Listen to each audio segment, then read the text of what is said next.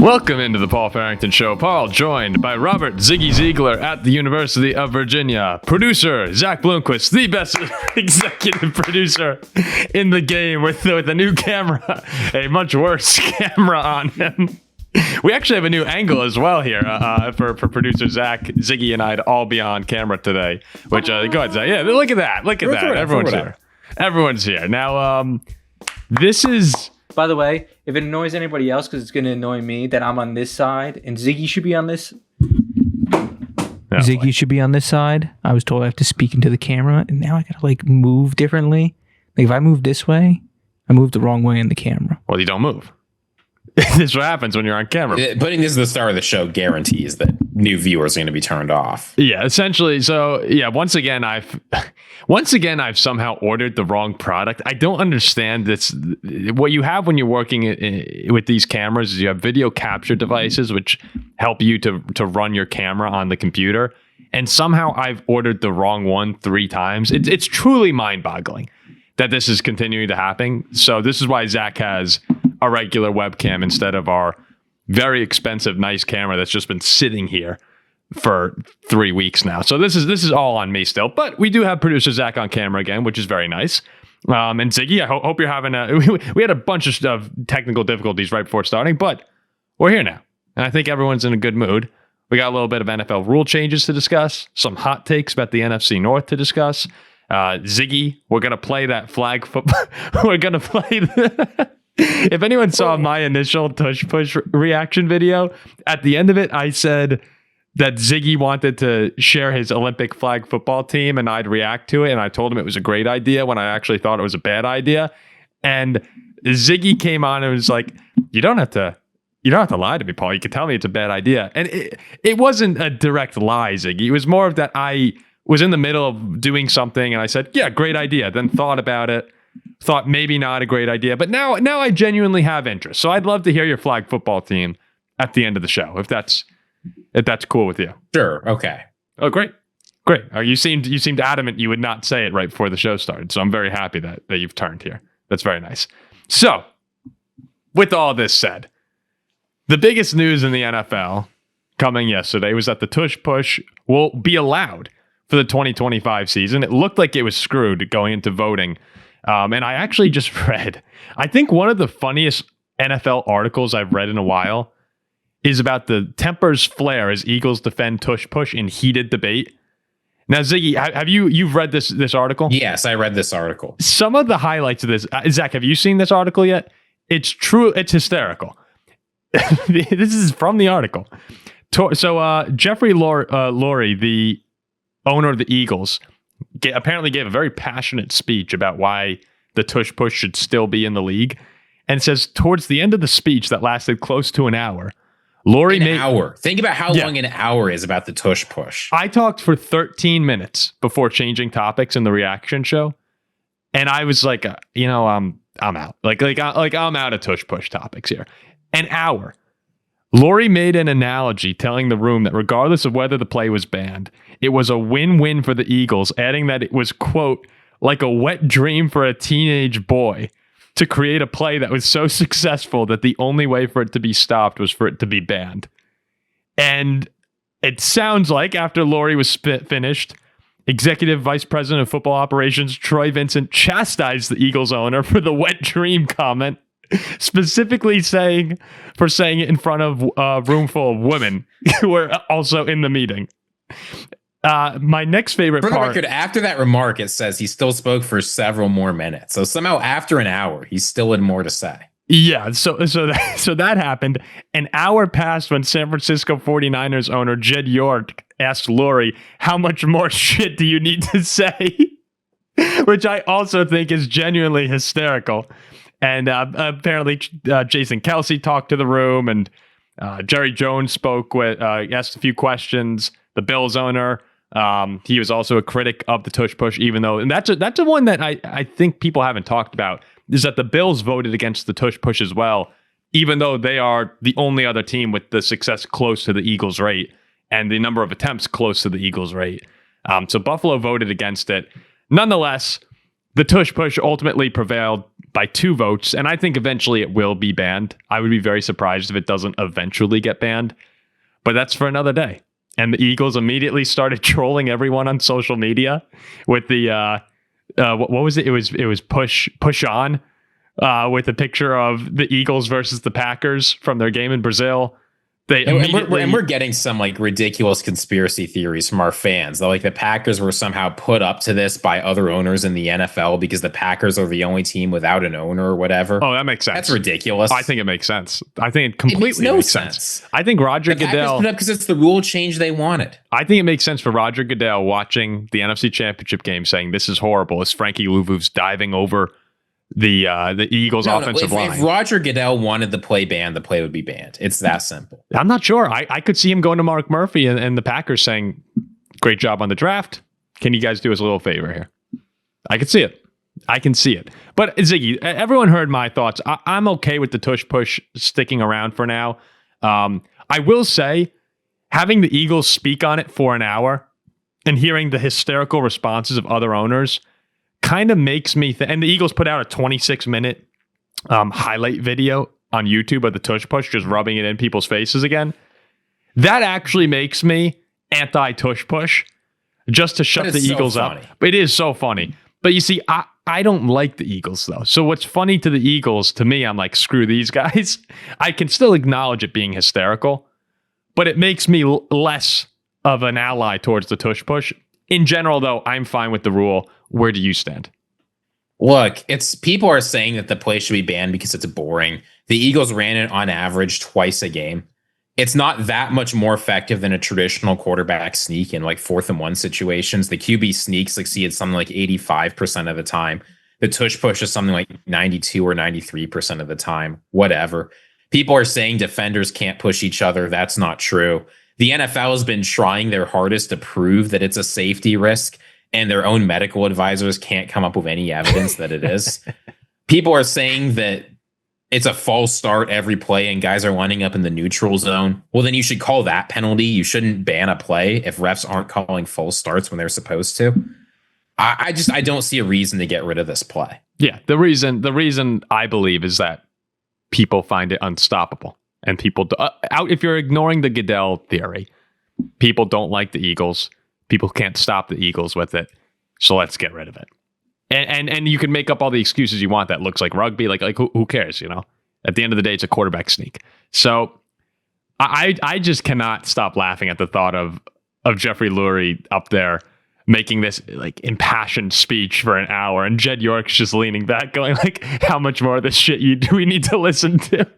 No, because then you bring out Jason Kelce and people can't decide, was Jason Kelce's speech incredible? Was it terrible? Yeah. Like it's a football play. You had half of the room of owners apparently post game interviewed this, and half of the owners said that Kelce went up there and had a very generic speech about why the play should be kept alive. And the other half said it was a powerful, moving speech from Kelce in front of this whole room of owners. So who knows what really went down in there? But you had wet dream analogies. You had just hysterical comments from Jed York, and then apparently passionate or not passionate speeches from one of the biggest stars in the game right now, in Jason Kelce. So overall, the Tush Push survived. Amazingly, I actually think. I think it's stunning that it survived. I thought it was done. But we'll see it for at least another year, and my guess is that it eventually gets banned. But if you get 22 of 24 owners that you need to vote yes on banning a play, you're going to get to 24 eventually. Yeah, I agree, especially if Goodell wants it done, which I imagine he does. What's unfortunate about this, I know this is maybe the biggest rule change people are talking about, is there are a bunch of other interesting rule changes that happen that you're not going to hear anything about. Except on the Paul Farrington show. Let's hear it, Ziggy. Go ahead, Ziggy. Wait, there are 2 more rules that Ziggy brought to attention. 3 that we're going to talk about, actually. Please, 3 rule changes. Please, go ahead. One is the playoff rule change they made a few years ago to overtime, where both teams get to possess the ball. That's now present in the regular season, too. So anytime the game goes to overtime, both teams will get a chance to score, unless you get like the weird defensive touchdown thing. No, wait, you said you didn't like that rule change. I didn't like it when it happened in the postseason. I don't like it in the regular season either. I'm just a defense guy. I think that if you can't stop the opposing offense, you should get better at defense. I like it. I like it in the postseason, giving both teams a chance, and you still have that 2-point conversion dilemma, right? Where if both teams get the ball, you score a touchdown. Do you go for 2 when you score? It makes going first strictly worse instead of strictly better.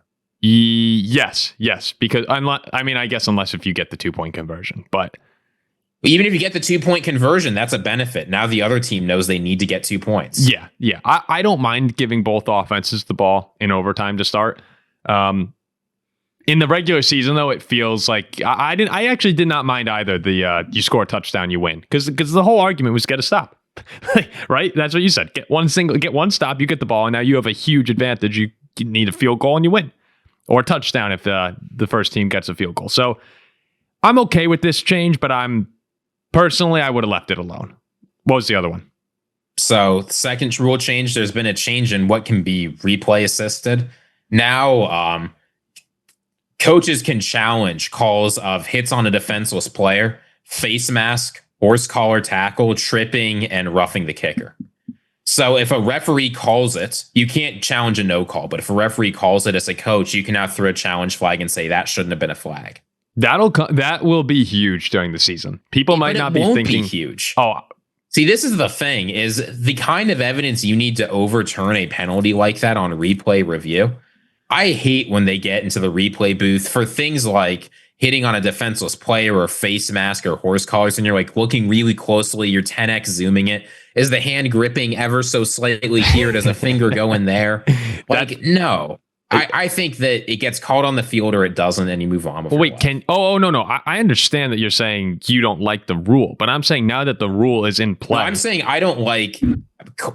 Those are good rules to have in the game. I'm saying if it's called, it should stay called. You don't want to go to the replay booth and look at it in slow motion 20 times. Oh yeah. No. Again. I think you're saying that you would not have the new rule in play where you could challenge it, but I'm saying that new addition will be big during the season. There will be a couple plays. I don't think it's going to lead to anything being overturned. That's the thing. To your knowledge, can you challenge and say that a face mask did occur, like at the end of the Vikings-Rams game? You cannot throw a flag if you can't throw a challenge if there was no flag. Okay, so it has to be on a flag. So last year's Vikings-Rams game would have been the same outcome. Yeah. Okay, got it. I'm telling you, at some point though, there will be a handful of plays next year that are huge where you have an overturn. But here's what's going to happen, I think, and why this will just lead to more frustration is the things that you need to overturn on a challenge is you need definitive evidence otherwise. So saying there was no penalty, I mean, occasionally there's bona fide phantom face masks. I think it's much more often that people are arguing that really shouldn't have been called one. It was sort of incidental contact. And a replay review is never going to overturn that. Yeah, that's interesting. And when you said there was one more, which I do not know. Yeah, there's a new postseason award. Oh, yes, I did see. I actually had that pulled up here. Go ahead. Lions fans will love this one because their guy might be winning it every single year. There's a new postseason award for best offensive lineman. They're calling it Protector of the Year. I love it. So it's another thing you can add to your postseason parlays. It's another thing for Penei Sewell to win because he should be in MVP conversations, but that's never going to happen. It's an award, offensive lineman, as it's currently set up. They can't win Offensive Player of the Year, whether or not they should. They can't win MVP. And unlike defensive linemen, there's no Defensive Player of the Year. They were just completely shut out of Player of the Year awards. This is seeking to remedy that. And I think that that's a good thing because they get no acknowledgement. Could you? If Penei Sewell can't win Offensive Player of the Year, when I think he's clearly the best non-quarterback player on offense in the NFL, you got to do something. Imagine how good of a year you'd have to have as an offensive lineman to win MVP. You can't. It would have to be like, you remember The Blind Side when he pushes the kid into like the trash can? But the running back would still win. Yeah, it would have to be The Blind Side in the trash can block on every play. And then you're right, the running back would still get the award. And the thing I appreciate about this award, this isn't being voted on by the media. I think the media does a very bad job looking at assessing offensive line play. A panel of Orlando Pace, Will Shields, Andrew Whitworth, Sean O'Hara, Jason Kelsey, and LaCharles Bentley will be voting on it. You know, I have to say, I sort of question if that panel is going to be scouring the NFL linemen during the season. I think now that it's their job, like they're being asked to do this, I certainly trust them way more than I trust the people at ESPN. Yes, I certainly do. I mean, I think the bigger names will probably get some benefit of the doubt, but also the bigger names win all these awards anyway. And they're the bigger names for a reason there. Okay, yeah, I like that. I think that's a good award. Offensive linemen deserve more acknowledgement. That's pretty funny there. All right, so bunch of rule changes. I think that generally speaking, good results. But I guess, I don't know. I guess we were mixed on it. So we'll see how it affects the season in 2025. This feels like some more rule changes than normal as far as sweeping changes across the league. But all right, let's get into the second part of our show here, which is going to be some hot takes for the NFC North for the 2025 season. This why are you laughing, Zach? You're like staring right at me like I have hot takes that you guys don't like. Oh, well, you normally your regular takes are extremely hot takes, so maybe you do. Okay, Ziggy, first off, do you have a couple? I have some hot takes that I'm ready to present. Do you have? I have one that I'm extremely confident in. Okay, would you like to start with that one? Yeah, here's my hot take. Caleb Williams will lead the NFC North in passing yards in 2025. Oh, okay. All right. Go ahead. Currently, if you look at like the over-unders, he's positioned third, just between Jared Goff and JJ McCarthy. Last year, we all know DeAndre Swift was the engine of the Bears offense. He was the most important player on that offense. People are saying Ben Johnson came in, the offensive line is stronger. It's going to be like the Lions where they relied a lot on their running backs. Who's running the ball in Chicago? I think this is going to be the year. Caleb Williams saying he's going to lead in passing yards doesn't necessarily mean he will be the best quarterback. I think the Bears offense is going to rely on him heavily. I think unlike the Lions and Packers, they just don't have running backs that they can rely on to anywhere near the same extent. And unlike the Vikings, I trust Caleb Williams a little bit more than JJ McCarthy. I think Caleb Williams is going to have the most passing yards in the NFC North this year. Blow past 4,000 yards. I don't think it's even going to be close. Do you think he'll throw for 30 touchdowns? No idea how many touchdowns he's going to throw for. I can absolutely see this being they get down the field and then they're inefficient in the red zone, or it's scrambles or sneaks or DeAndre Swift.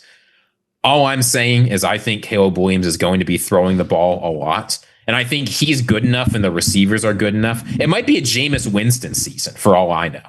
I have no idea whether it's going to be any good. But I think they're going to rely on him heavily to throw the ball this year. There's a lot of pressure on Caleb. Oh, Zach, you. Never mind. You know what? No. It's okay. I didn't see you there. I'll go back. No, I didn't see you. No, it's all right. I'll go back. Yeah, so I'll go back. No, please. I'd actually like to hear what you have to say here. Go ahead. I think this is a crazy hot take. I'll put yourself on camera. I am on camera. Sorry. Again, if I lean forward towards the mic because I got to talk into the mic now. Big yell that for that. Here, I'll do this instead. I'll hold the mic. That is crazy from Ziggy. That is the biggest hot take I've ever heard, and I love it. It's not that. It's that he's going to lead the NFC North. Well, you have to think. You have to imagine he'll be above JJ McCarthy, right? Like that's not a crazy take. Caleb versus JJ. Yeah, but as far as Goff versus and Love, I mean those guys. I think. What's doing a lot of work there is I think the Lions and the Packers will both.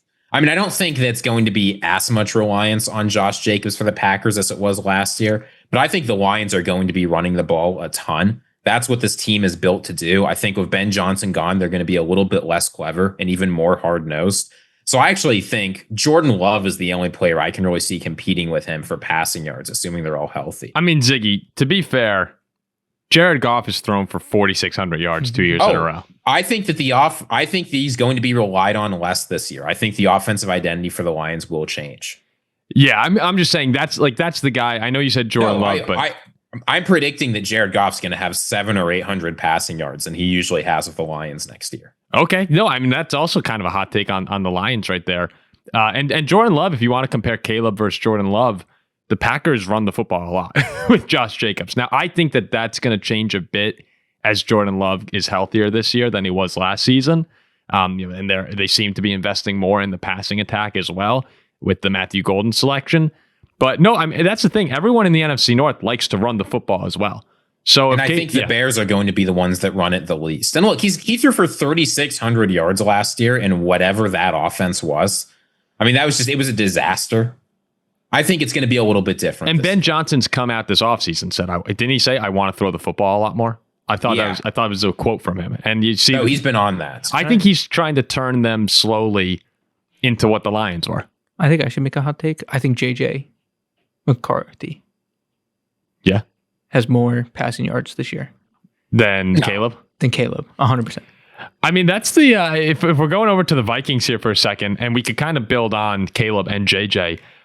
I think the hot take on the Vikings would be that JJ McCarthy actually builds on and exceeds what Sam Darnold did last season, which is sort of crazy because Sam Darnold was right there on the verge of being a top 10 quarterback last season. Really up until the final week of the season, Sam Darnold was a top 10 QB, at times top 5 in the league. Now, I think if you stripped every one of their rosters and said draft a quarterback to lead you to a victory tomorrow, I think Sam Darnold still would probably fall into that 10 to 20 range and not the top 10 based on last year alone. Now, look, maybe there were some spectacular games, so maybe some Vikings fans got a little crazy. But guess who's inheriting that offense? Yeah, it's JJ, and it's actually probably going to be even better with Did you see Ty Felton, the Maryland receiver the Vikings drafted in the 3rd round? Great video of him from his draft night. Left his draft party to go sit in the car, maybe crying, possibly. And because he knew that he just got drafted with Tom Brady. And then he comes in and he gets the call to the Vikings. But I was thinking about the expectations for quarterbacks heading into their first season starting, especially over the past 5 years. And I'm kind of including JJ as a rookie quarterback here. I know that he's technically his 2nd year. He's a rookie. But for all intents and purposes, I view him as a rookie. So here were just the win totals, guys, over the past 5 years for rookie quarterbacks drafted in the first round. This year, Cam Ward and Jackson Dart, both 5.5. Jackson Dart probably won't start for the Giants. In 2024, you had 8.5 for Caleb and the Bears, 6.5 for Jaden Daniels, 4.5 for Drake May. Penix wasn't starting. Bo Nix, 5.5 with the Broncos. Okay. 2023, Bryce Young, 6.5 with the Panthers. Stroud, 6.5 with the Texans. Richardson, 6.5 with the Colts. 2022, Kenny Pickett didn't start. In 2021, 6.5 for Trevor Lawrence with the Jaguars. 6 for Zach Wilson with the Jets. Trey Lance wasn't the starter. Fields, 7.5 with the Bears. And Mac Jones and the Patriots, 9.5.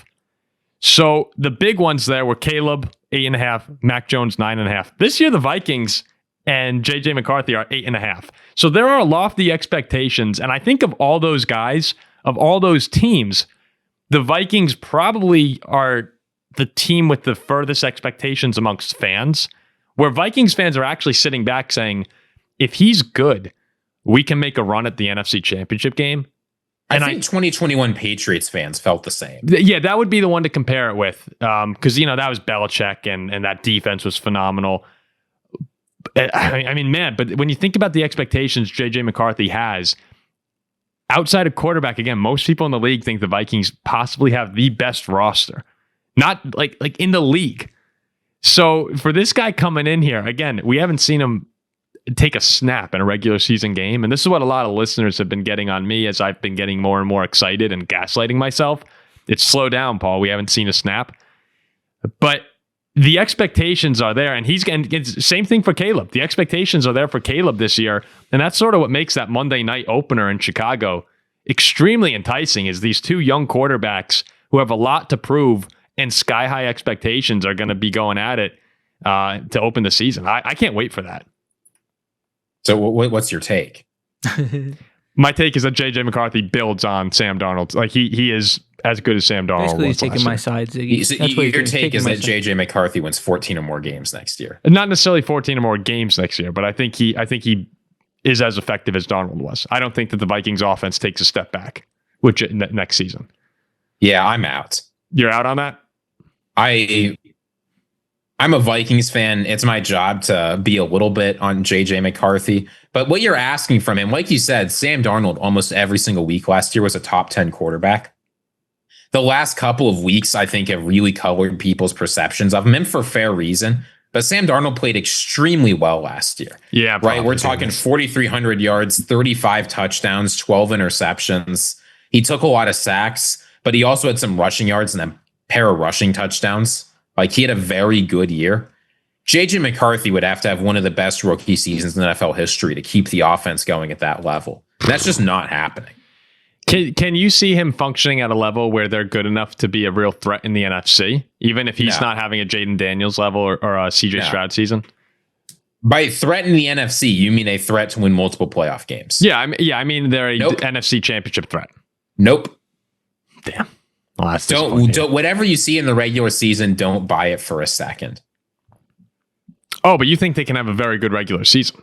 I think they can win 9 or 10 games in the regular season. Yeah. Well, I think that win total is about right. I think they have a chance of going over. The other thing about the Vikings this year, though, is the schedule is, to me, much more difficult this year. Last year was the cakewalk schedule. That's why you saw the 14, 11, and 15 win seasons in the NFC North. This year, one reason, if you were to say, man, they could struggle a lot more, and it'll be at least publicly viewed as struggling a lot more, because I think it's possible to have a better team and a worse record, just given the schedule you have, is that the Vikings are playing the Ravens. They're playing the Bengals. The NFC North is still difficult. They play Washington and Philly. Like, that is not completely a cakewalk the way it was at times last season. Let's see. I got a text from the Vikings. Oh, this wasn't the Vikings. Never mind. Not sure who this is. We'll do breaking news real quick. What? Titans just signed Cam Ward. $48.7 million contract for 4 years. 4 years, $48 million? That seems like a lot. This has been public information for like 5 months that's what Cam Ward was going to make. That seems like a lot. Was Zach just breaking that he signed it? Yeah. Wait, Ziggy, maybe he wasn't going to sign it. The breaking news is that Cam Ward and Will Levis are splitting first team reps. Do you think Cam Ward, I saw someone was asking this question the other day, do you think Cam Ward has been the most disrespected first number one overall pick quarterback of recent memory? I really can't think. Let's go through a list. Number one picks in the NFL draft. We're just going to screw the hot take draft. Here we go. No, we're going to come back to it. I just real quickly want to take a look at this. It's the offseason. We're chaotic. Yeah. So this could be a hot take. We've had Cam Ward. All right, let's just go the past 10 first overall quarterbacks. Cam Ward, low expectations. Caleb Williams, sky high. Bryce Young, I think he was higher than Cam Ward. Mm-hmm. Trevor Lawrence, sky high. Burrow, sky high. Kyler Murray, sky high. Baker Mayfield, sky high. Goff. Hold on. Let's not do some revisionist history on the 2018 NFL. Okay. Here. Not sky because high. In 2018, there were a lot of people criticizing the Browns, saying they picked the wrong quarterback. But he wasn't. Okay, fair. But he wasn't ignored the way Cam Ward's been ignored. No one's talking about Cam Ward except Zach. Right? Would you agree with that? I guess. Jared Goff, I think he's gotten more talk about being a good quarterback than Cam Ward has. Jameis Winston, for sure. Andrew Luck, absolutely. Cam Newton, yes. You just keep going back. Bradford. Cam Ward is also probably the least exciting prospect out of any of those players, except maybe Baker Mayfield. Sure. I mean, just tell me when we get to a quarterback. I don't think we will. You go Bradford, Stafford, Jamarcus Russell, Alex Smith, Eli. Bradford was unusual in lots of ways. But Bradford was also in college, he was a huge deal. It's very difficult to compare things to before the fixed contract era. Yeah. But again, when you take a look at all these quarterbacks I'm saying, these were all guys that it felt, can't miss for a lot of them. And Cam Ward, I don't think at any point was Cam Ward, 2 months before the draft, people were saying, oh, maybe he could be number 7 overall.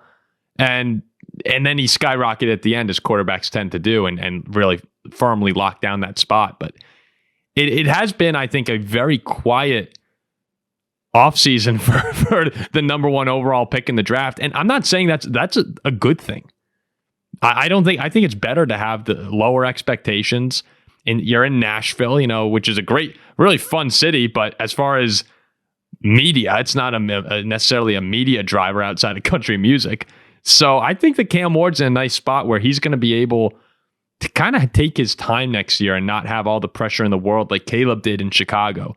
Or like, Trevor Lawrence. I know Jacksonville's not, but Trevor Lawrence was supposed to be the chosen one for them. I think Cam Ward's going to be able to take his time a bit and progress as the year goes on without all the noise. I think that's a good thing because you don't want to be in a situation like Zach Wilson was when the Jets drafted him, where you're just on a bad team and everyone's expecting you to go crazy. Like, this Titans team is not good, and Cam Ward is not in a great situation. I mean, they signed Dan Moore, so they have a functioning left tackle. But if you look at the skill position players, Calvin Ridley is okay but old. Tyler Lockett is really old. Treylon Burks has always been bad. I mean, Chigo Kwanko is like a decent enough tight end, I guess. Tony Pollard is an okay running back. But like, this is not an exciting room. On defense, this is not the Titans defensive line that they've had the past few years that's really talented. Well, Jarius Sneed, I think, is okay. But like, this is not Johnny Hecker might be the best quarterback on this roster. Just to start with, first of all.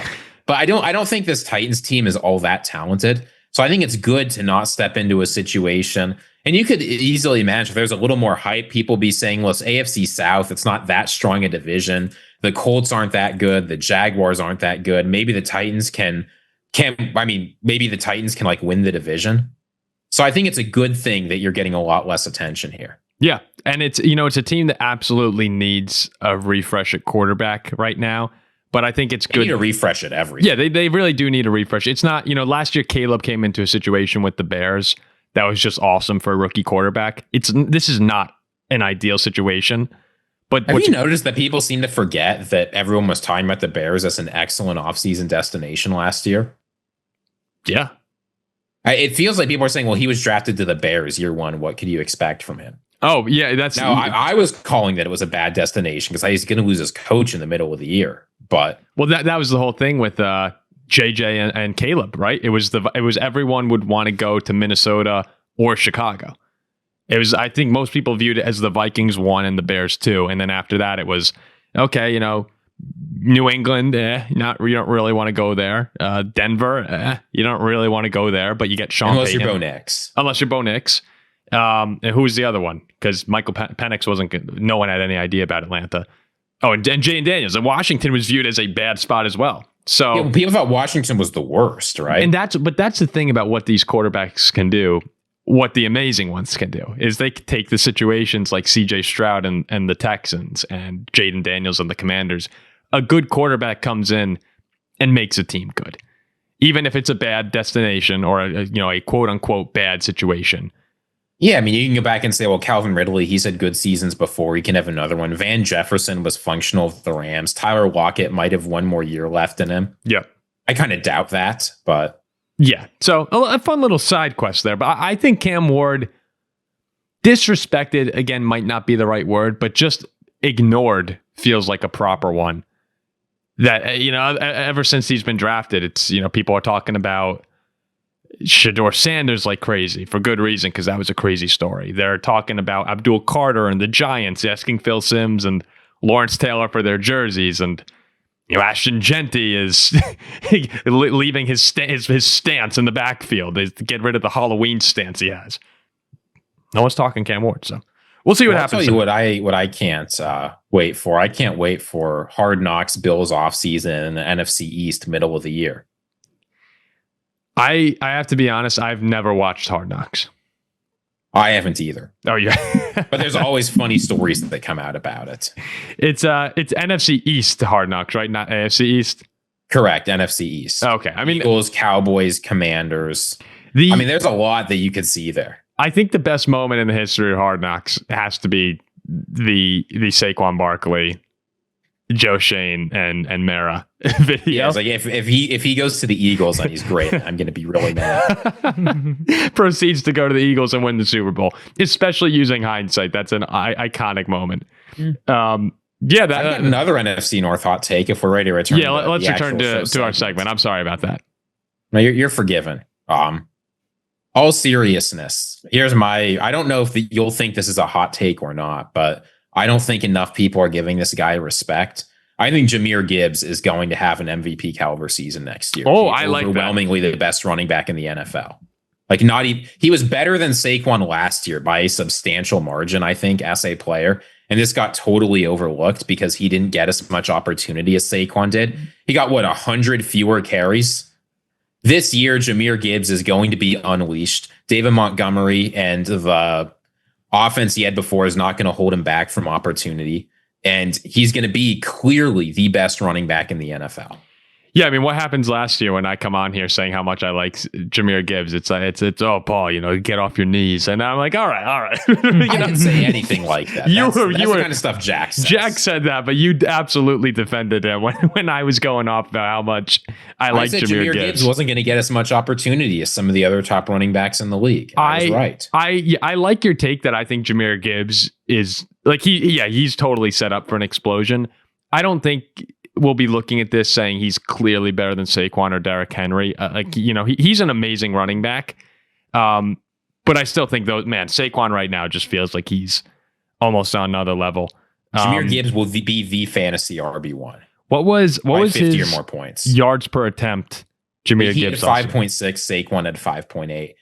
Yeah. I mean, no, he's keep in mind the explosive long touchdowns. I mean, he had on 250 carries, he had 16 touchdowns. And David Montgomery was their short situation guy, right? Mm-hmm. Saquon was the only running back on that team. And in 330 carries, he got 13 touchdowns. Like Jahmyr Gibbs, he does not get enough respect around the NFL. You are going to find out about this guy next year. Oh, yeah. Anyone who casually watches I don't mean the find NFL, out in the sense of find out he's a good player. Everyone knows he's a good player. You're going to find out he's a Hall of Fame level player. Oh, yeah. You're going to put him on the superstar running back tier next year. And he should be there already. For $20 million a year. He should be there already because when you watch the Detroit Lions, and again, as a Viking fan, I was very tuned into the Lions last season, particularly in those games where we played them. Every time he touches the ball, I'm terrified. I'm seriously, every single time they give a toss, a screen, a handoff up the middle, every time he touches the ball, they can score. And this is why I get so mad when people tell me running backs don't matter, is because if you have someone that you can give the football to, and there's a chance they take it to the end zone anytime, that is useful. That is dangerous. Yeah. What matters are running backs that can generate explosive plays. Yes. When you have game-changing people, that's a difference. And I cannot wrap my mind. It pisses me off so much when I'm getting texts from Jack and we have our friends Andrew and Mr. Keenan, who I'm in a group chat with the four of them. It's the four of us. I mean, truly mind-bogglingly annoying group chat at times. Great guys. All these guys are great guys. And it's fun conversation. But I'm talking about the Jets pick. Who did the Jets take? Who was the edge rusher? McDonald, right? Will McDonald? Yeah, Will McDonald. And I'm saying how, in hindsight, wouldn't you rather have Jahmyr Gibbs? Like, no, he's a running back. What? What does that mean? When people say running backs don't matter, they should be talking about guys like signing Chuba Hubbard to a giant deal.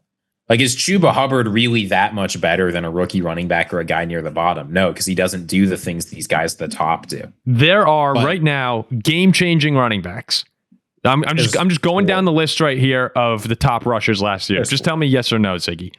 Saquon, yes. Yes. Henry, yes. Yes. Bijan, I'd say yes. I want to see a little more from him. I think you're right on waiting a bit. If I had I'd say yes. He has the same potential, but that's a guy. He was a volume guy last year more than he was an explosive player. That's a great point. I think he's similar to Jonathan Taylor for me in some ways. Yeah, so it's Jonathan Taylor and him have both shown bursts of it, but not at the same level as some of these other guys.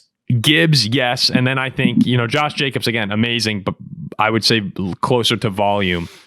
And Josh Jacobs has never gone over 5 yards a carry in his career. The only other one he's not going to be on this list is McCaffrey when he's healthy. Yeah. So you're right. It's those four running backs. Last year, it was Barkley, Henry, and McCaffrey coming into the Jacobs season. Is still a very good player. I'm not saying. Oh, yeah. No. Jacobs is unbelievable. I mean, a lot of these running backs are great running backs. But when you're saying guys that completely flip a game upside down at any point, it's those four right there.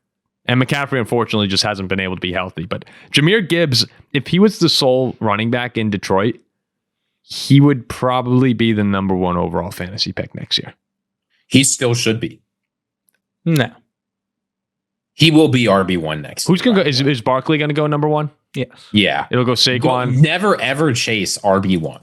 That never works. What's it going to be? It'll be Saquon, Henry, McCaffrey.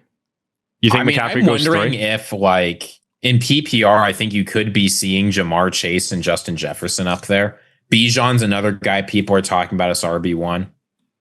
I think the order should be Gibbs, Chase, Jefferson, Bijan, Saquon. Let's take a look. Here's the round 1 2025 mock draft from ESPN right now. This was released PPR. This was released on most people play PPR, right? You know, I'm just making sure. Round 1, Ja'Marr Chase, Bijan 2, Justin Jefferson 3, Ashton Genty 4, Gibbs 5, Barkley 6, CD 7, Amon-Ra 8. I'm sorry. Where are people getting off putting Ashton Genty ahead of Jahmyr Gibbs? That's crazy. Puka. I get that you're looking for a volume play there. This is Jahmyr Gibbs. I mean, this is why it's a hot take, I think, to say that he's going to transcend. And I think he will, is he's not getting nearly enough respect. Yeah, I don't know. I don't know if I can take Jahmyr Gibbs being a Viking fan. Like, I don't take Packers. That's been a rule of mine forever. I've had Bears, I've had Lions, I've had Eagles, I've had Saints, all the teams I dislike. But I never play Packers until last year, I think, with Jaden Reed. And how'd that turn out for you? And I was properly punished. You traded for Jaden Reed right before that goose egg. Yes, I was properly punished by the football world for that. But Jahmyr Gibbs, man, I love Jahmyr Gibbs. Huge fan. Reminds me so much of how I felt watching different styles of play, of course, but reminds me of when I was a Viking fan with Peterson. Just the thought of, I want to give it to a running back every single play. Yeah, like they'll put in David Montgomery, who I also think is fantastic. Like he's an unbelievable running back. He's not an unbelievable running back. David Montgomery is a good player. And when he's on the field, I have a sigh of relief every single time. Which, again, that's my rule as a fan. When your opponent is happy with the move you're making, you're probably making the wrong decision. So that's just how I feel. That's a great hot take, Ziggy. If you give half of David Montgomery's yards and touchdowns and attempts to Jahmyr Gibbs, he's running for over 2,000. He's running for 20 plus touchdowns. He's receiving for 600 or 700. Like, Jahmyr Gibbs is the all-purpose weapon of the NFL next year. Here is the last hot take here. Well, maybe not, unless you come up with one. I'm trying to debate. Good. I'm trying to debate how far I want to go with this one. So I'm just going to say Jordan Love finishes the year as a top 5 MVP candidate with Green Bay. I really do believe that the injury, I'll say this last time, and it won't be the last time I'll say this, but the injury had a massive effect last season. It did. Ask Jordan Love, ask LaFleur, ask anyone who watched Packers games. It was very clear. He said, I can't move. I know he's not a running quarterback, but you need to be able to move. Right now, Jordan Love I think this is very interesting, Ziggy. The MVP odds for next season. I'm just going to read you the order here. And Zach, feel free to chime in on this, Zach, as well. Hit me with it. It's Lamar, 1. Tied for second is Allen, Mahomes, and Burrow. 5th is Jaden Daniels. 6th and 7th tied is Herbert and Jalen Hurts. 8 is Stroud, tied with Purdy. And then 10, 11, and 12, all tied, are Jordan Love, Jared Goff, and Caleb Williams at plus 3,100. So they have all of the NFC North quarterbacks other than McCarthy tied for 10th overall in MVP odds, that's really interesting to me. That can't be right. No, it is. I mean, I looked at it last night. That can't be the actual odds. All 3 of those guys are the same. It's really intriguing because I think it's different it's different because of the teams they're on, right? Caleb Williams and Jordan Love would probably have to play more of that true super quarterback role to win MVP. Goff last year was in consideration where, again, I think that the system he's in or at least with Ben Johnson last year, the system he was in and the efficiency he played with, I don't know if teams feared Jared Goff, and maybe they should have, but that's why he was so effective. That's why he was an MVP caliber quarterback, was because he was just perfect in a lot of games.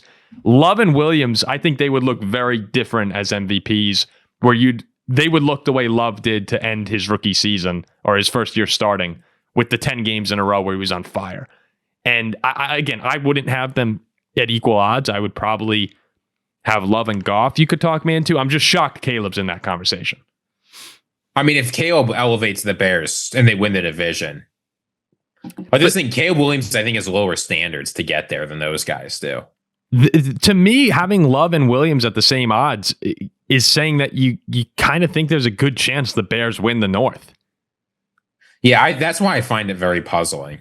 Right? Does that make sense logically? That if you have them at the same, because if you're winning MVP, you're winning your division. Like that is going to happen. And that doesn't match up with the odds that the Packers or Lions have versus the Bears to win the North. That was surprising. What you're thinking is if the Packers win the division, there's a lot of ways that can happen. If the Bears win the division, there's one. Yeah, and it's Caleb being an MVP.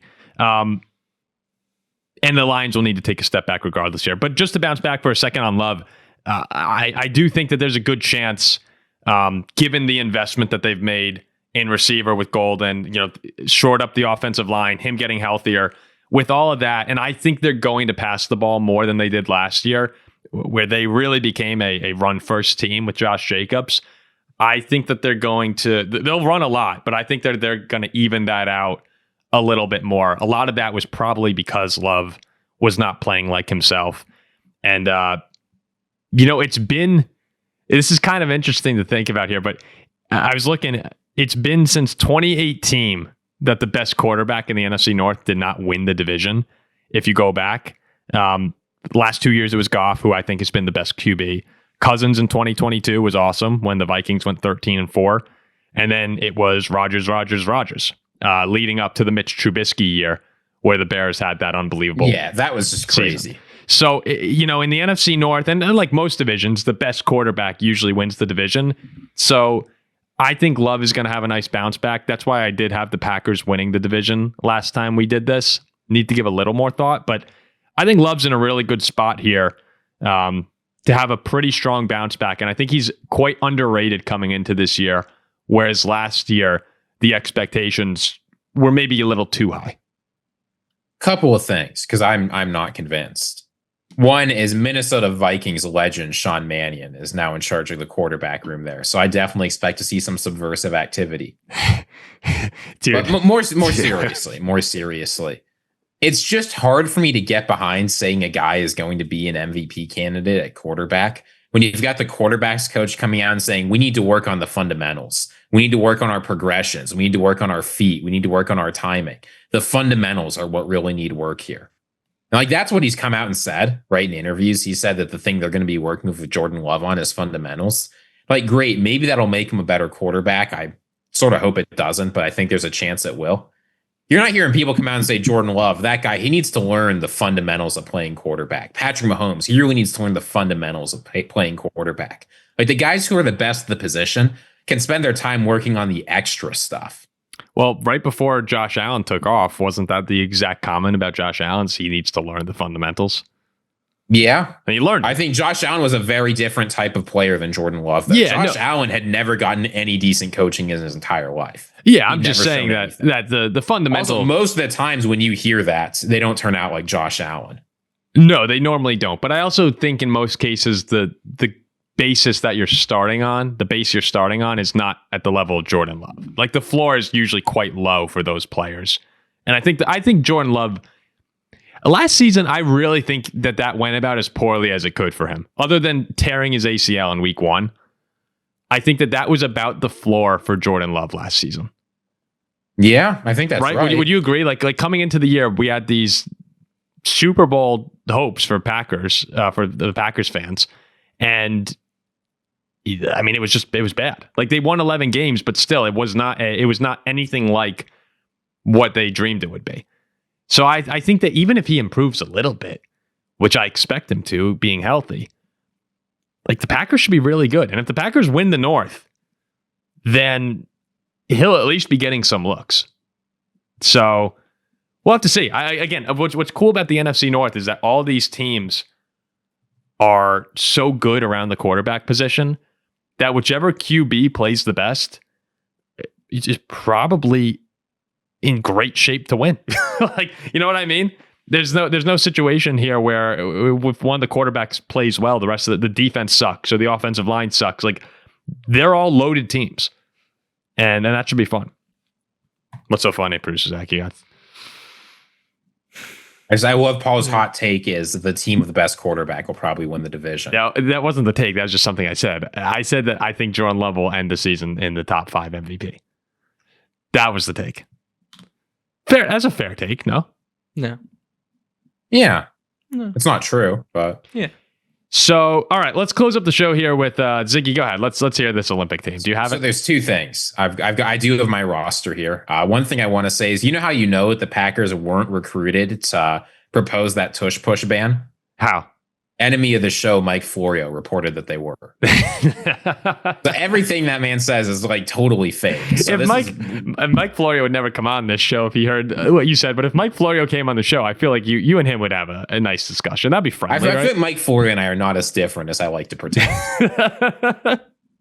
That's probably true. On to the Olympic flag football team. Ziggy, I'm curious what you think about this. That was Ziggy's hot take. What, him and Mike Florio are not as different as he may think? Yeah.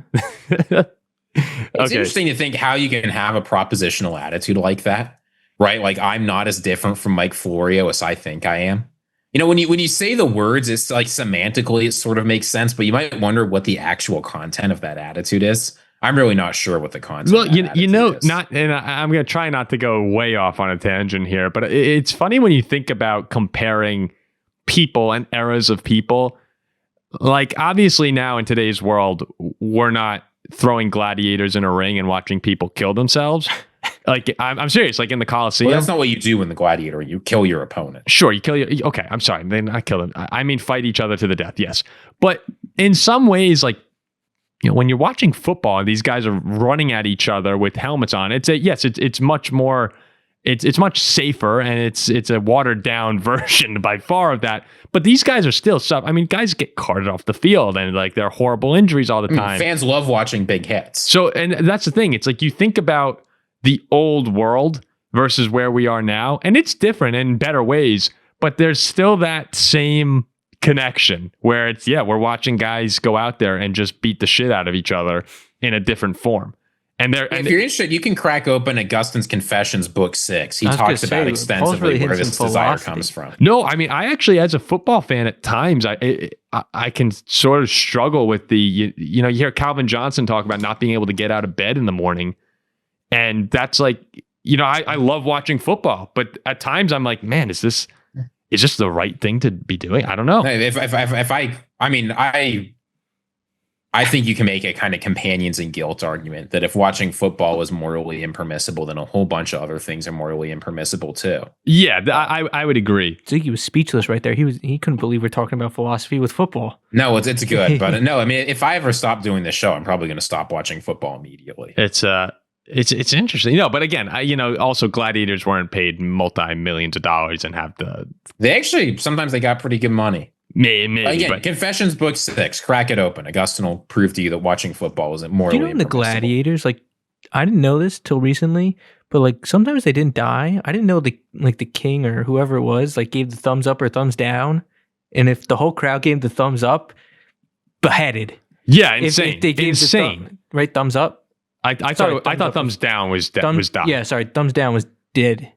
Thumbs up was he lived. Yeah, which is there was a Roman emperor once that fought as a gladiator. How long did respect? He live? Did he get killed? No, of course not. You couldn't kill him. You would have just let him kill you. Oh, that's a wrestler did assassinate him who was going to have to face him though. And then you got the years of the 5 emperors and like blah blah blah blah blah. I'm not gonna spoil anything because again, people might not have watched the show here. But I did watch. I finally finished Game of Thrones 2 nights ago, and I'm reading through that right now. Actually, you're reading Dance of Dragons. Yeah. Okay, I'm not going to spoil anything, but I will say. Well, no, I'm not going to spoil anything. I started it like 2.5 years ago. Watched the first 4 seasons with my brother, which most people say is the best television ever, up there with like because they're Sopranos. Sure, but a lot of people think that, and it was awesome. I mean. Oh, it was so good. The twists of that show are just, I got so mad a few times that I actually think it led to me stopping my watch at the end of season 4. I didn't watch it for a year and a half, and maybe a month and a half ago or so, I picked up and just flew through it. I am so pissed off with the way this thing ended. The only what is this is the craziest show we've done. I think maybe ever in terms of how many times we've gone off track. Could be. But I understand that I'm 6 years late to the party. But this is seriously maybe the second worst television series ending I've ever seen, other than How I Met Your Mother, which is How I Met Your Mother is inexplicably awful. It's mind-boggling. It's because they don't have young Griff in the TV show, so nothing makes any sense. You need young Griff. What's young Griff? Yeah, see, this is the thing, right? In the show, they cut too many characters. First of all, the books are unfinishable, which is unfortunate. Oh, Game of Thrones. I thought I was on How I Met Your Mother for a second. I just don't understand, Ziggy and Zach, how some people or some of these television shows have rooms filled with people whose sole purpose is to get the script right, and that you could present endings. See, but that's the problem. Everyone in the world knows is horrible. No, but this is the main issue that I wanted to discuss with you. Please throw yourself up. I don't want to ruin the show in a way, but was it a bad ending because it's not the ending you wanted? Oh, that's the great question. That's the great question. Is that the ending? I mean, obviously you wanted a certain ending to happen, but it wasn't the ending you want. That they did, and I feel like that's why everybody hates on it. Well, Game of Thrones there were a lot of different issues with the ending of Game of Thrones. I think plot-wise. There was no way to get a good writing for that show because of choices. I mean, it's unclear there's a way to get a good ending to that story at all. It's George R.R. Martin's finding out. But you could not get a functional ending once you were in the situation they were. I think there were certainly good endings that you could have had. Maybe not a perfect ending, but there were certainly endings that would have left me as a viewer much happier. But that show was never no, that's the thing. That was never a happy show. That show didn't happen, and I feel like people forgot about that. It was because fictional. You have to remember that. Guys. Well, no, it's not even. It was fictional, but it's can I just be a Ned Stark? What happened to him? Nobody would have wanted what happened to him, but it did. So I mean. Yeah, but it doesn't make it bad writing. No, it doesn't make it bad writing. The big changes, though, were in season, all of a sudden, season 7, again, not spoiling anything here.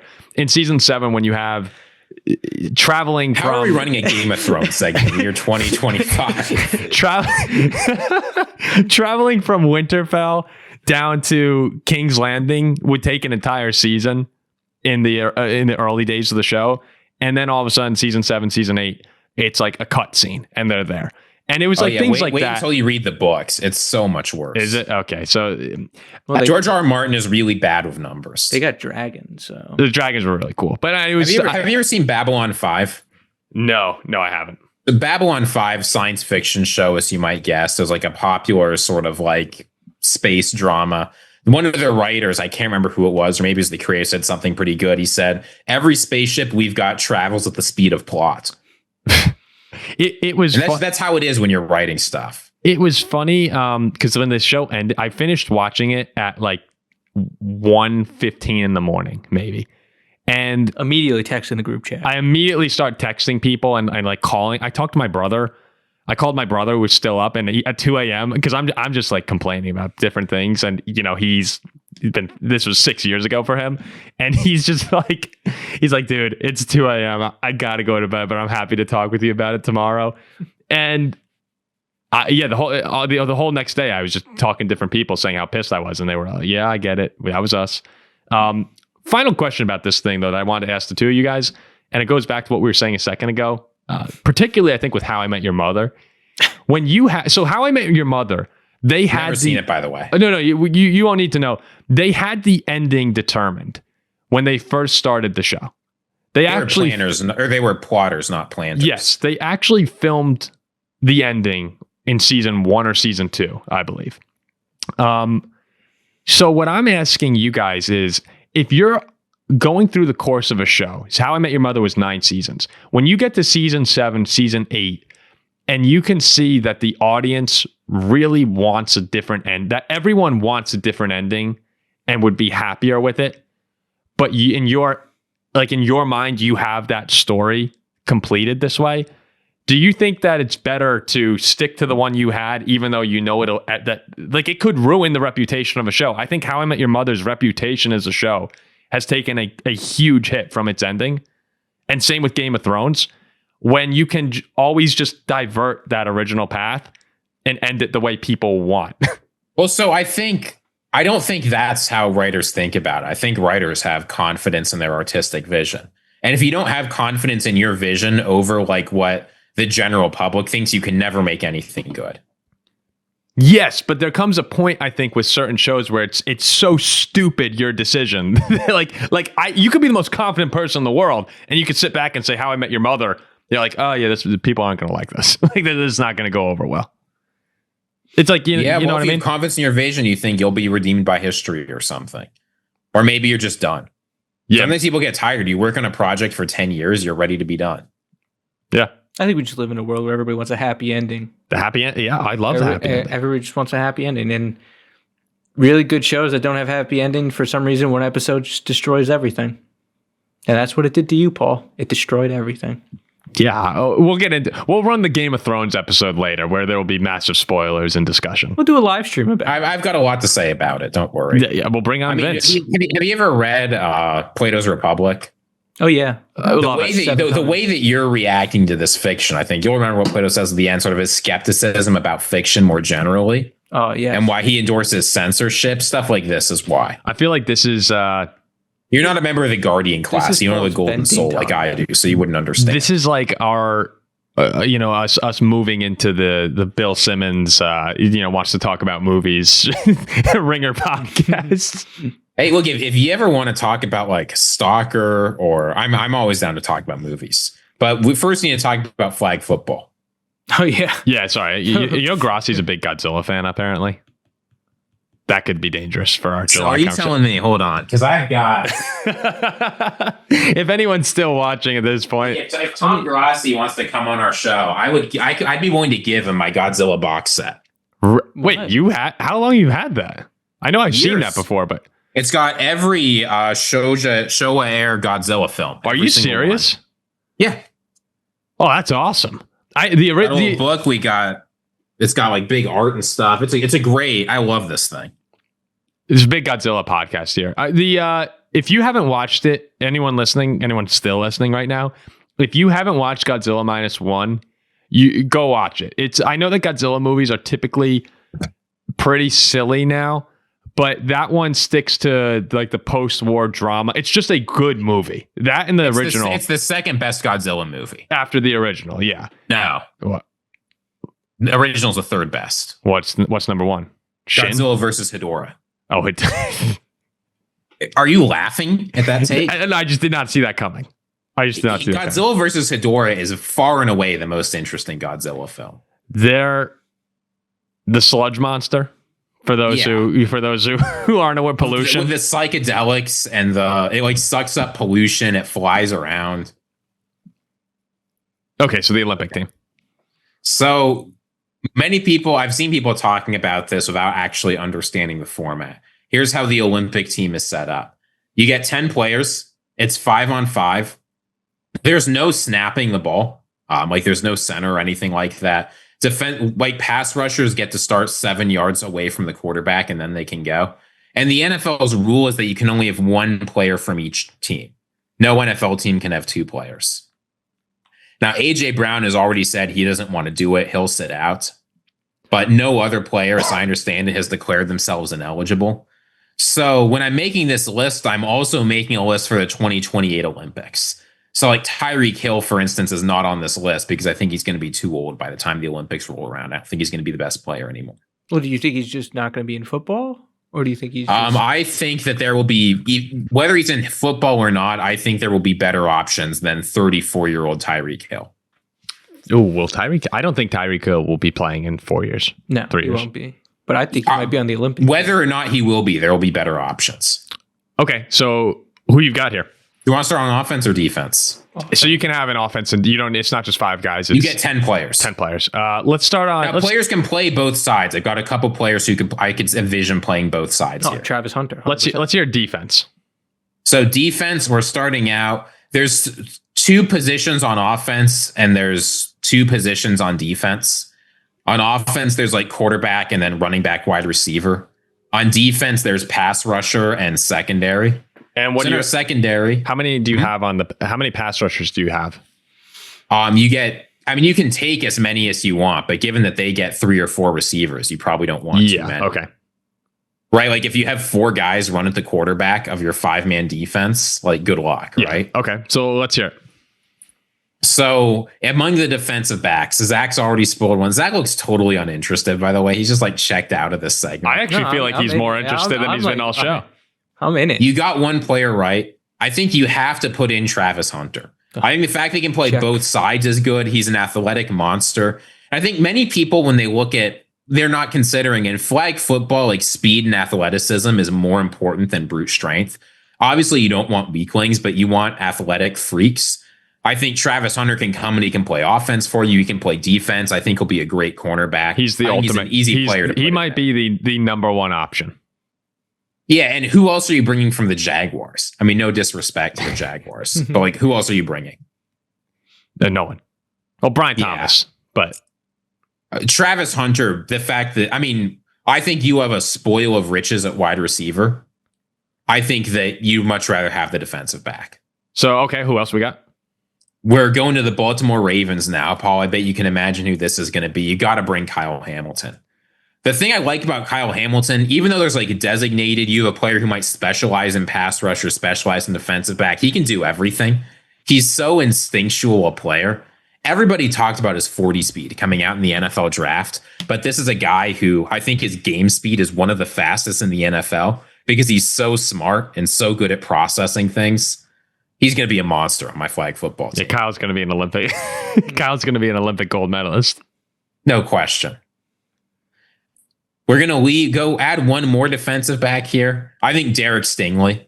That spot feels sort of open. I can imagine a lot of players going in here, but I think he will probably be the best cornerback in the NFL at that point. He's already very, very close. And the thing about cornerback is a lot of the guys you associate as stars at the position are on the older side.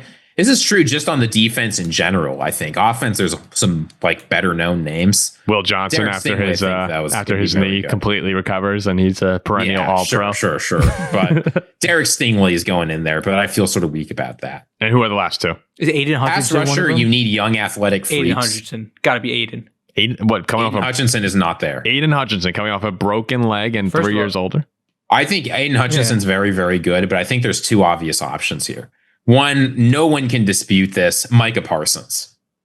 Yeah. He is young enough and he is the most athletic edge rusher in again, the entire I think NFL. that wait, I don't want to hear it, Paul. Aiden Hutchinson was going to be like 24. Well, here's what I'm saying though is that he'll be older than that. But no, he won't. Ziggy, what's 25. like when you just want 5 cornerbacks out there? Like why do you want to pass? Or don't you want to freak? You want speed.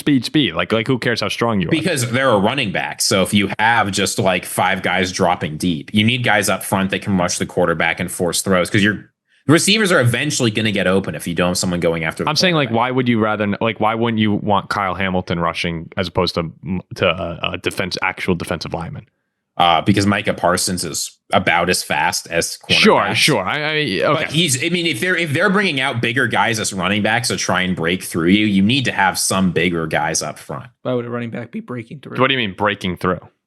What do you mean?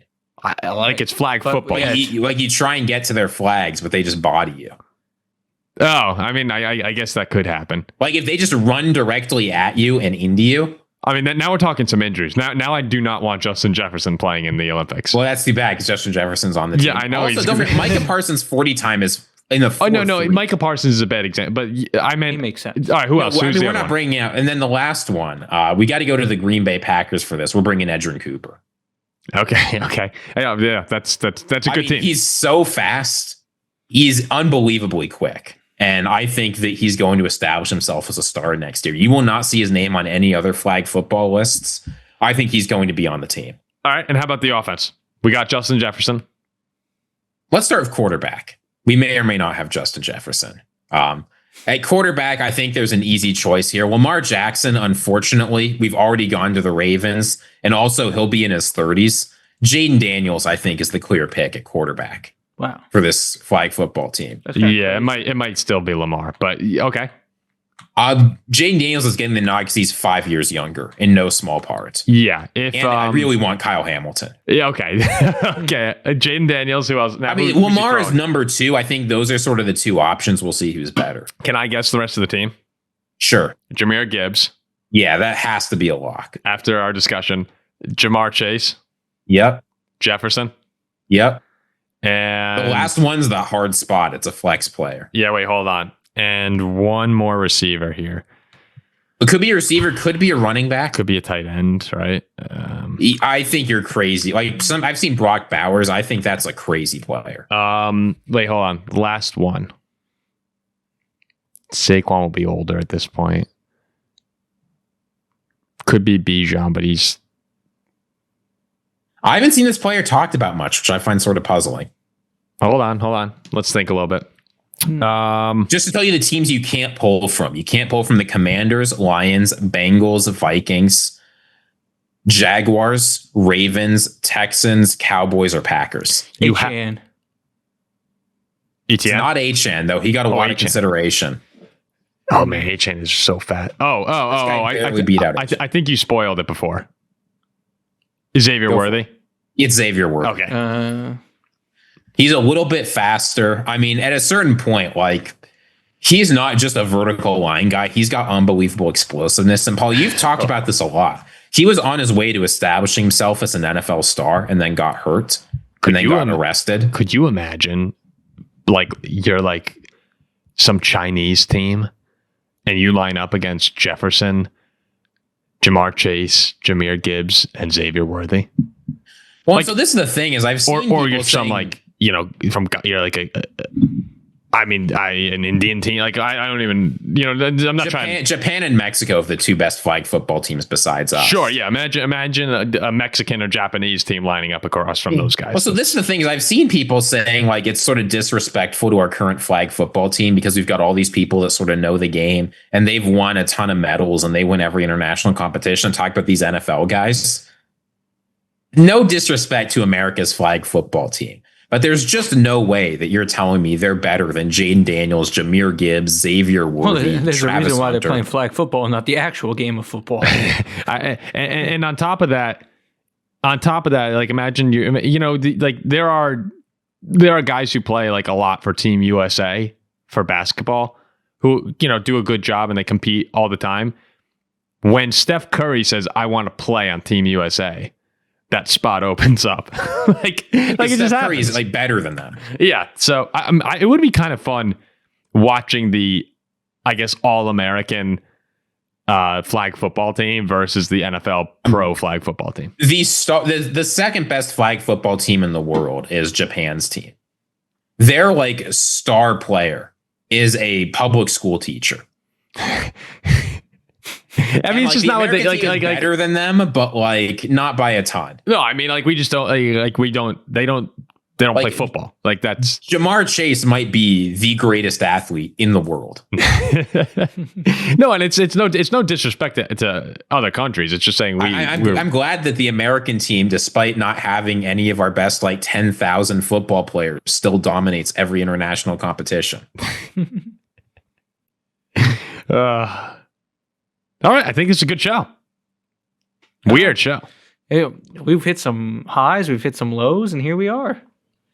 Some Game of Thrones, some... Yeah, I mean, maybe Jack leaves and the show falls apart.